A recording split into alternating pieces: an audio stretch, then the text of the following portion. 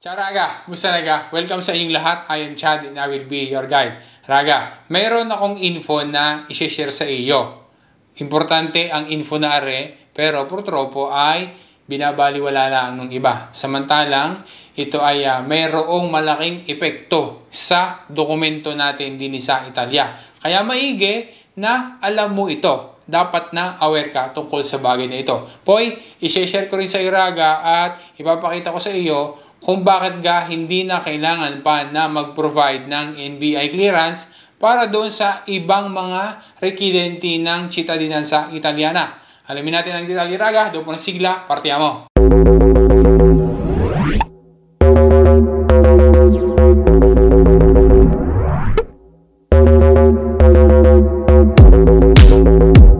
Hari naman ay nabanggit ko na doon sa ibang mga videos, pero medyo na ripasuhin din natin para mas maging malino pa sa iyo Raga. Di ka, kapag ikaw ay gusto na mag-process, okay, ikaw ay mag-apply ng Italian citizenship, ang isa doon sa mga documents na kailangan na kukuhanin doon sa Pilipinas ay yung NBI clearance. Dapat yan ay apostilled, tapos ay translated, and then legalized. Para na sa ganun ay yan ay magamit at tanggapin bilang isang public document din sa Italia. Pagkakuha ng NBI clearance, dadalhin doon sa DFA, ipapapostil. Tapos ay dadalhin naman papunta din sa Italia.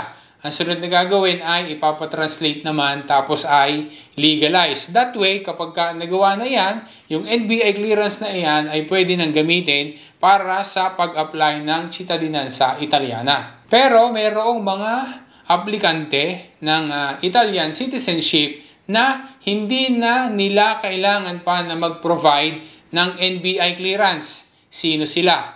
Kahit na sila ay hindi ipinanganak din sa Italia, pero sila ay nakapasok or nakarating na din sa Italia bago pa sila doon sumapit sa edad na 14 years old. Dahil din sa kompilasyon ni online ay chechikan laang yung box na nagdi-declare na nakapasok na o nakarating na sa Italia bago pa maging 14 years old at hindi nanatili sa country of origin ng higit sa 6 na buwan or doon sa ibang bansa after na maging 14 years old. Sana naging malinaw yan na kapag ikaw ay nakarating na sa Italia bago ka pa maging 14 years old, kapag mag-a-apply ng Italian citizenship, hindi na kailangan na mag-provide pa ng NBI clearance. Chechikan laang yung box. I-declare mo yan doon sa kompilasyon ni online.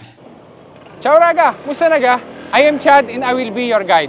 Pagdating sa pera padala, I only trust Tap Send. Kung ikaw ay tulad ko rin na OFW o isang Pinoy din sa Europa na malimit na nagpapadala sa Pilipinas, i-download mo na ang Tap Send app. No transaction fee kapag ka nagpadala sa bangko o kaya naman ay sa mobile wallets. Sila rin ang mayroong lowest transaction fee sa Cebuana Luelier. Use my code RAGACHAD to get 20 euro bonus sa unang padala sa Pinas. Buo na ang padala mo, may dagdag pa. Kaya Raga, i-tap send mo na yan. Hari naman yung isa pang importante na dapat na gagawin.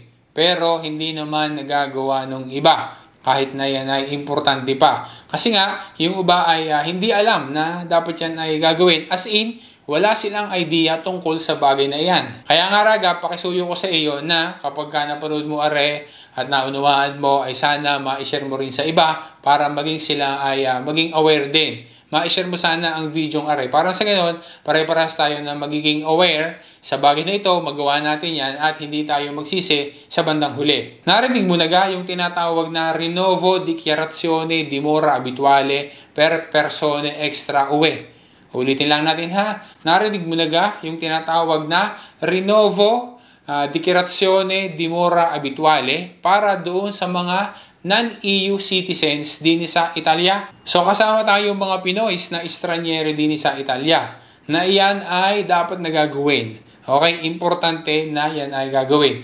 Ano yung tinatawag na Rinnovo Dichiarazione di Mora Abituale na yan? Allora, yan ay yung pagdinunsya doon sa iyong komune di residenza every time na ikaw ay may bagong retiro na permesso di soggiorno. Yan man ay normale na permesso di soggiorno o Carta di Soggiorno or yung Permesso di Soggiorno na lungo periodo. Kaya ano ang dapat na gagawin kapag ikaw ay may bagong retiro na Permesso di Soggiorno? Ay di dapat na pupunta ka doon sa Comune di Residenza mo, doon sa Anagrafe, para mag-report doon na meron kang bagong Permesso di Soggiorno. Kailan naman iyan dapat na gagawin? Kasi importante na malaman mo kasi baka malampasan ka. Ang mga non-EU citizens na registered sa records ng Anagrafe ay required. Ibig sabihin, yan ay obligasyon. Okay, dapat na gawin. Hindi yung gagawin dahil gusto mo laang. Requirement iyan na dapat na gagawin, yung tinatawag nga na Rinnovo Dichiarazione di Mora Abituale sa loob ng 60 days. Okay, ulitin lang natin ha. Sa loob ng 60 days ng renewal ng bagong Permesso di Soggiorno doon sa Comune di Residenza. Nakasaad yan doon sa Presidential Decree ng May 30, 1989, number 223, Article 7, Paragraph 3. Pwede din niyang gawin yung Rinnovo Dichiarazione di Mora Abituale para doon sa mga pamilya niya na kariko niya doon sa kanyang Permesso di Soggiorno. Maging dine sa sito ni Comune di Milano, yan din ang instructions na dapat gawin regarding sa Rinnovo Dichiarazione di Mora Abituale. Ano naman ang maaaring mangyari o maging epekto kapag hindi iyan nagagawa? Base pa din sa Presidential Decree na nabanggit natin kanina, doon naman sa Article 11, maaaring magkaroon ng kanselasyon ng residensa pagkatapos ng 6 na buwan mula sa pag-expire ng Permesso di Soggiorno or Carta di Soggiorno kapag nga hindi nagawa yung Rinnovo Dichiarazione di Mora Abituale. Kagaya na Raga ha, bibigyan kita ng example. Aring si Raga, ang alam niya ay tuto okay ang kanyang documents. Kasi meron siya ngayong hawak na, siya ngayon ay holder ng Carta di Soggiorno ngayon, yung lungo periodo. Pero sa record ng kanyang Comune di Residenza ay lumalabas na expired yung kanyang Permesso di Soggiorno noon pang 2022. At naka-specify pa nga na doon sa kanya records na dapat niyang gawin yung, gaya natin binabanggit nga, ay yung Rinnovo Dichiarazione di Mora Abituale. Kahit pa siya ngayon ay may hawak na valid na Permesso di Soggiorno, Carta di Soggiorno pa nga yung hawak niya, pero doon sa records ng Comune, dahil hindi nga niya ginagawa yung Dichiarazione ng di Mora Abituale, lumalabas na expired yung kanyang Permesso di Soggiorno. Kaya dahil diyan ay hindi iyan nagagawa ng karamihan. Minsan, nagugulat na lang sila kapag mayroong buki or may mga ilang taon na putol yung kanilang residensa dahil kailangan nilang mag-apply ng Italian citizenship. Sabi nga, ay doon pala ang nagkakabulitahan na mayroon palang problema doon sa residensa niya.